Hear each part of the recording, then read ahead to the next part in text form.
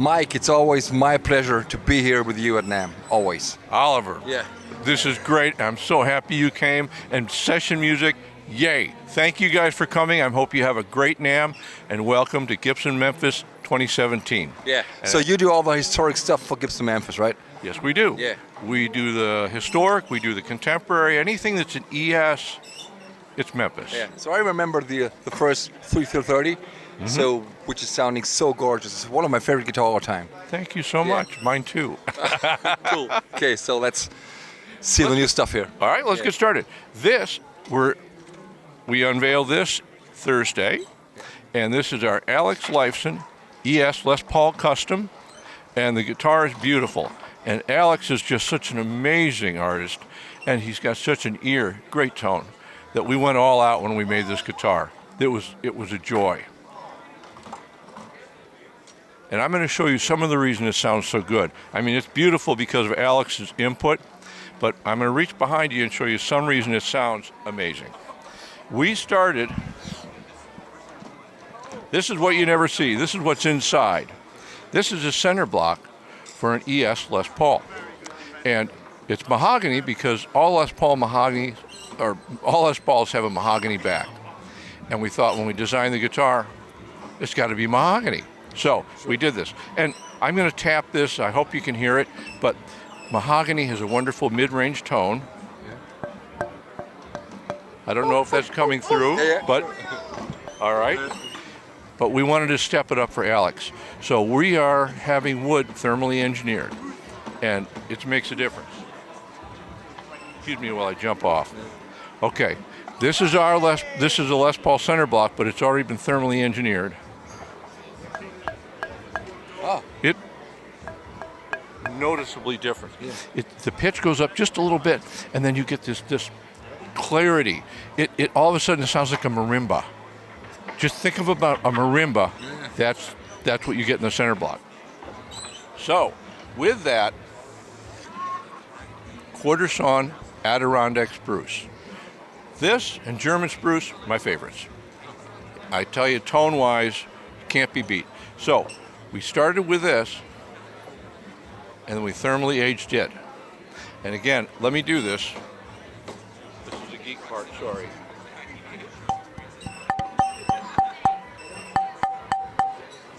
And it's just, I love this wood. It sounds great. But for Alex, whoops. It's higher. It's higher, and it's got that, it sparkles. There's something about it. It rings. And honestly, I wasn't sure how it would transfer. On an acoustic, you can hear it right away. And putting it inside an electric guitar, laminates on, it exploded. It was amazing. So we're thrilled. Alex understands it. In fact, we sent him up a prototype, the first one. He just took it. His manager actually called me and said, Alex has never taken the first prototype and said, don't change it. So our guys, the Memphis craftsmen, I'm so proud of them. These guys did a brilliant job. So there we are. Now, let me wrap this up.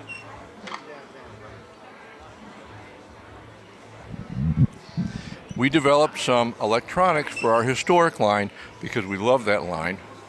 And with Alex, it had to get the best stuff. So the potentiometers, we're using a CTS custom made for us, 550K audio taper. So it's got a really nice sweep. And they're plus or minus 5%, which in a potentiometer is as tight as you can go. So being 550K and plus or minus, it's right at 500 all the time. So it's really perfect. Then we take them and we measure the resistance on each pot.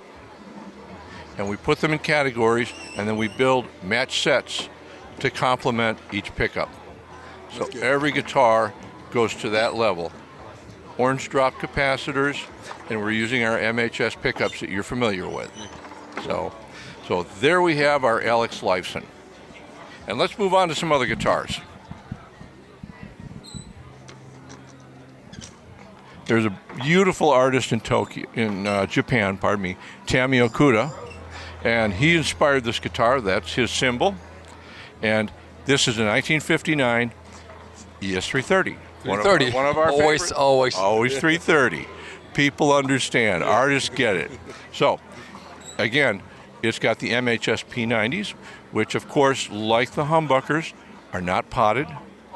They're our own special sauce there. They sound great. It's got the same match pot and everything. And the guitar is just beautiful. With his input for the color and all of this, it came out. It's magic. So these are new and great. My hero, Freddie King, 1960 ES-345. This has been a while in the making, and it was worth the wait. This guitar is amazing. Well, Freddie King is amazing, and he made every guitar he touched sound amazing. And we're just honored to be able to work with his family to reproduce a guitar that we heard and loved and learned so many songs from for so many years. So this is available now. Did you hear the pickup around here? We will. No, it actually it is. Really? But yeah. Yeah. Okay, take 950. All right, so this is a Freddie King, and of course, just like Freddie's guitar, the pickup is turned around. Yeah. So, and again, legend has it that Freddie had his pickup worked on, and they just put it in upside down. Yeah. But there's a tone. That is part of the signature tone. Yes. We're thrilled. All right, let's move on. This guitar was inspired by the late 60s. So this is our 68, 69 ES-335. And it's got that wonderful light Sunburst, beautiful thing. Chrome appointments with a tailpiece. This is what Larry Carlton would have bought, taken that off and then drilled it later. And some of those necks were tiny. We found a guitar and measured the neck and found one that was just really comfortable. Yeah. So it's a little bit smaller, so if you like a smaller neck, this is your guitar without being so tiny you can't play it well. All right. 1964, a good year for everything, especially guitars. And this is our take on the 345 in a color that Gibson never did. Thanks to Chris Cornell, who had asked us at one point to do, olive drab, which we did. And not only is he a brilliant musician, he's a brilliant artist. Absolutely. It's just, I remember we thought, olive drab, I'm not sure, painted the first guitar, and it's like, he's so right. So thank you, Chris Cornell, for the idea. Okay. But this is our 345. It's got the new Veritone. It's been rewired to 59 specs. It is amazing. So here we are. Now I'm going to step back. There's still space left here. Yeah. Again, sometimes you do guitars just because they're pretty. This is our regular production ES-335 figured. I don't know if you can get it in the light. And it's not a photo finish. Not at all. It is not a photo finish.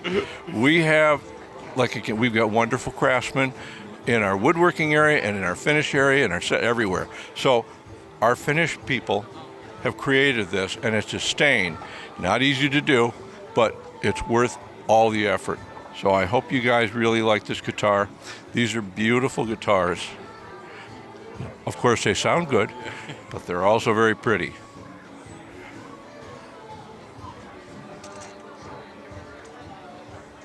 Here's the guitar that inspired the Alex Lifeson. It is our ES Les Paul, and it started 3 years ago, I think. And we've just brought this one over again. This one's art. This one just, the color, the wood, the non-photo finish wood. It was just so pretty, we just had to bring it to the show. So it sounds great, it plays great. This neck is the neck that we redesigned this neck last year, and people love it, I love it. And it's a 59 shape, which is that beautiful sort of a C-shape, big round thing, only it's thinner. So when you pick it up, it's got that great feel, it just falls in your hand, only it's smaller, you can play it all night long.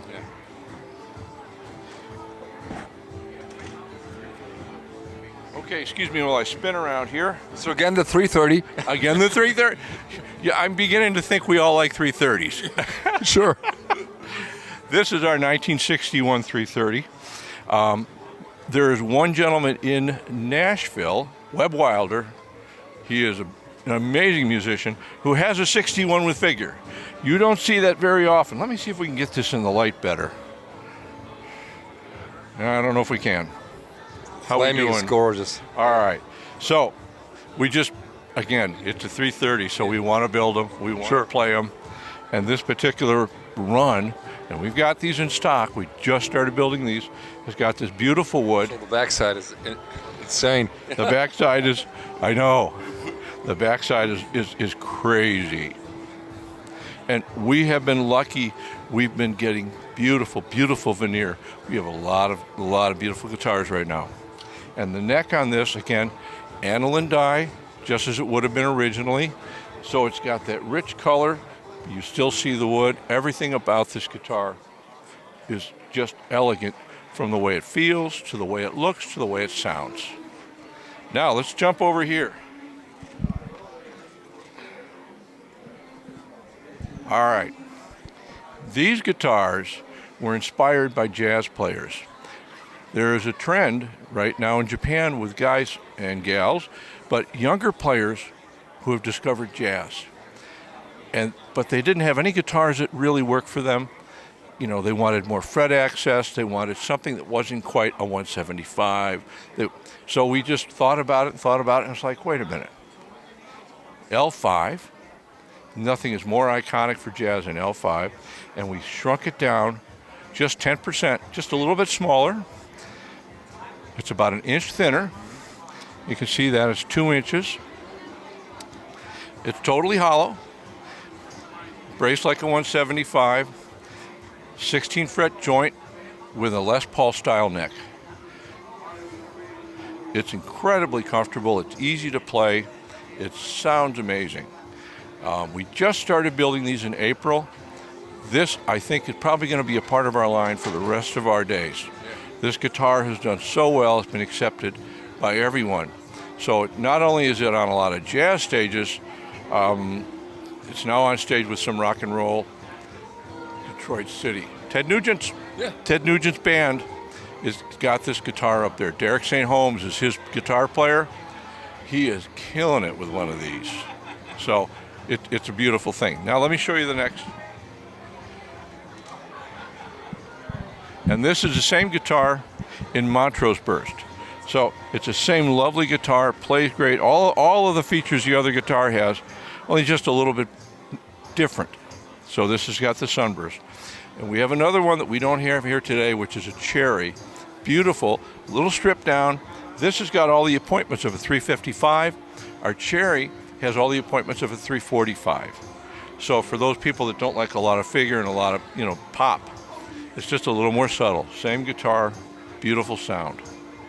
So, gentlemen, Oliver, that completes the guitar show. That completes the guitar show. You guys can just take a break now because you've got it all. Thank you, Mike. Thank you so much.